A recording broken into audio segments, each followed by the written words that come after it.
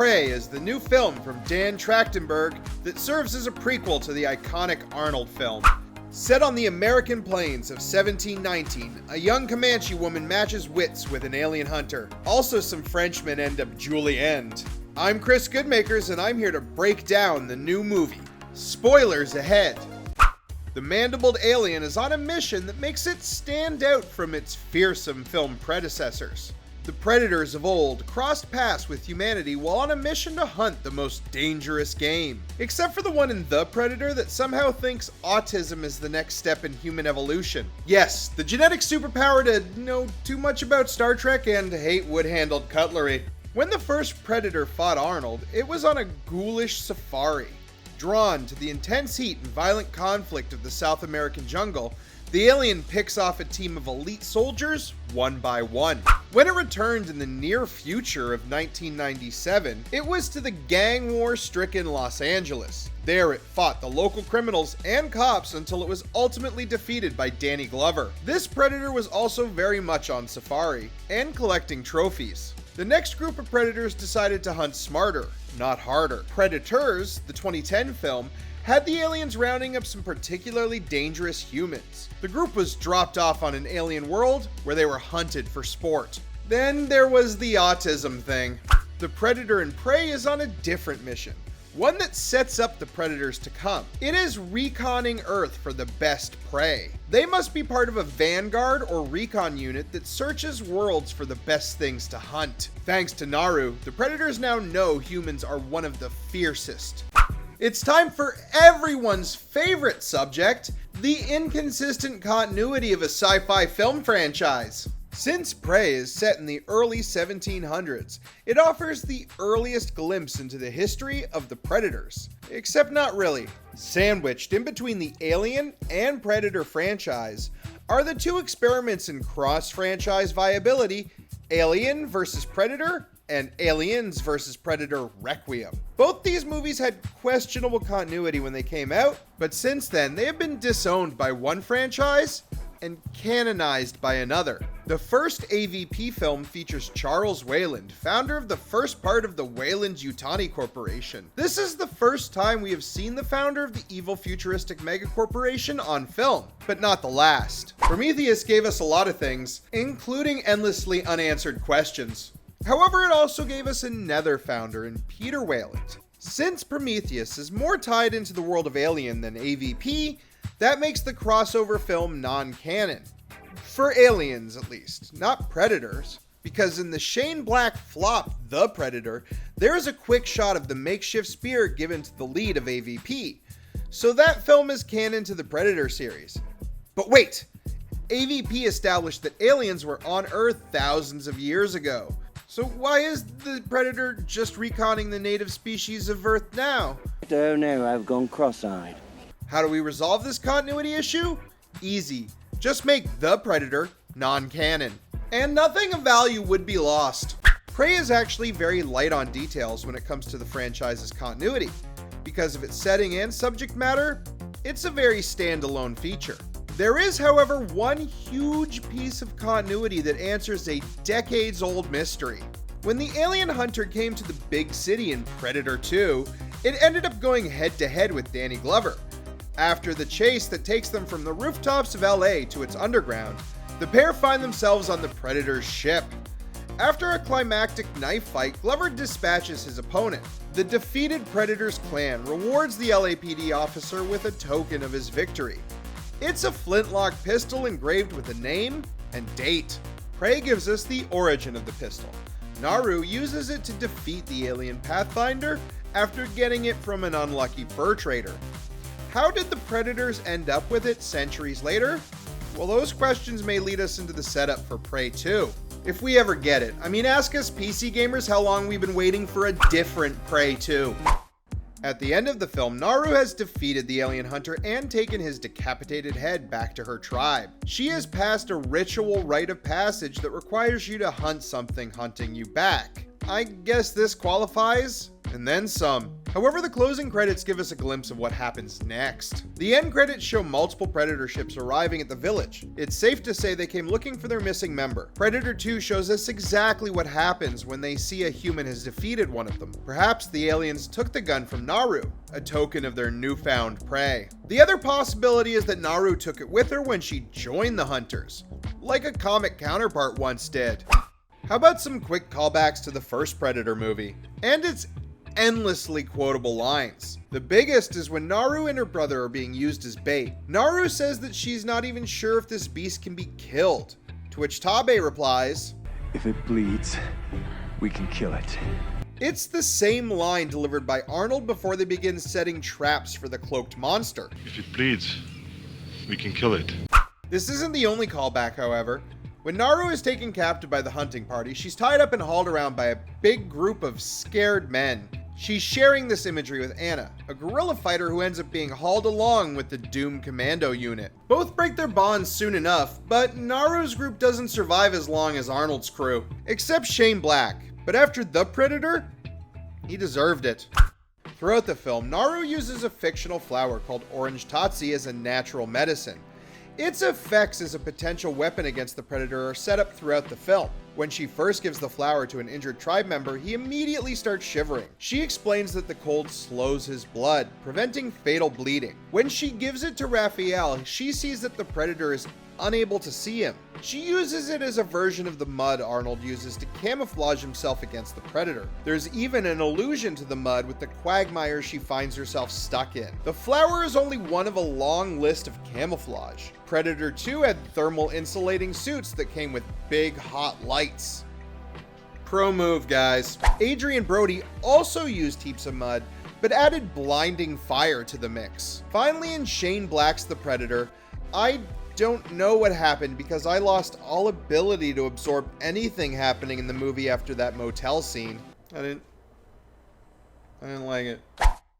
It's time to talk about the Predator's arsenal. After all, what is a hunter without his laser-guided plasma caster and light reflective cloaking armor? Hey, do you think the Predator might be kind of a cheater? The alien's weapons have expanded over the years. His introduction gave him a laser gun, arm blade, and wrist bomb. The sequel added his spear, net, and autoglaive.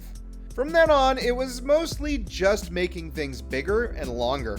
Prey breaks that trend and gives us some unique new gadgets. This Predator is using laser-guided bolts that it is to retrieve manually. He still has the net, and we finally get to see it dice someone into cubes. Instead of the autoglaive, this Predator has a shield that is equally as sharp and retractable. There is also the wrist-mounted auto blades that shred everything on sight, echoing Gary Busey's end. There's also the spear, which is now a secret sword. I know what I want next on Man-at-Arms. This new member of the Yaucha race, and yes, that's what they're really called, looks very different. While most Predators have a high-tech silver mask, this one has a bone one that leaves its mouth free to bite. This is not without a precedent. The aliens have always used bones as armor and decoration, with the leader in 2010's Predators wearing someone else's jaw. Probably envy for not having one of his own. It's also the leanest Predator since Kevin Peter Hall, moving with swiftness and speed. The face is also different from what we've seen before. For Dan Trachtenberg, it was about making the alien more primal and more stripped down, which I guess is why he's also the most nude we have ever seen a Predator. Not even any fishnet. Though that loincloth does leave a lot to the imagination. While we're on the subject of the film's director, when Dan Trachtenberg began his career, he did so in a way many filmmakers start out, with a fan film. His short film, Portal, No Escape, earned him buzz online. After a while, he got a chance at a feature film and began work on a project simply titled The Cellar. When it was eventually released, it did so under a different name.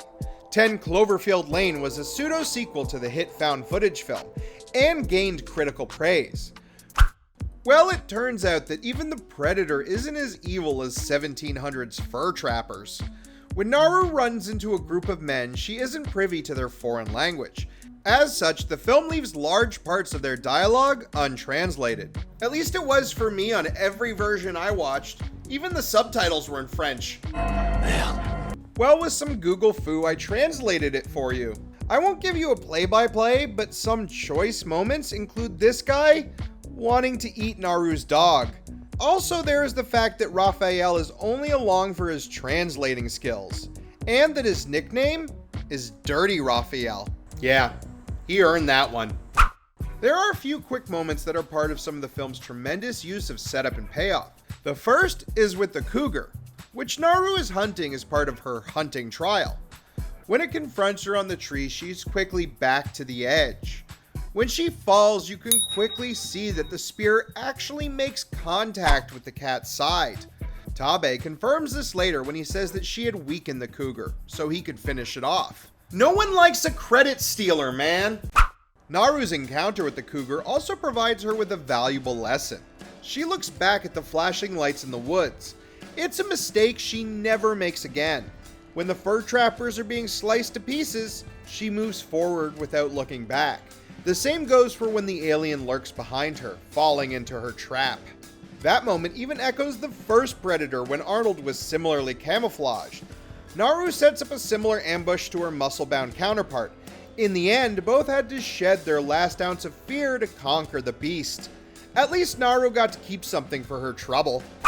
There's another intentional callback to the first Predator with the wound Tabe receives. In the first Predator, Native American soldier Billy decides to make his stand against the invisible monster. He disarms himself except for a large knife. He then makes a single cut across his chest to draw the Predator's attention. The same exact cut is made on Tabe when he and Naru are left as bait for the monster.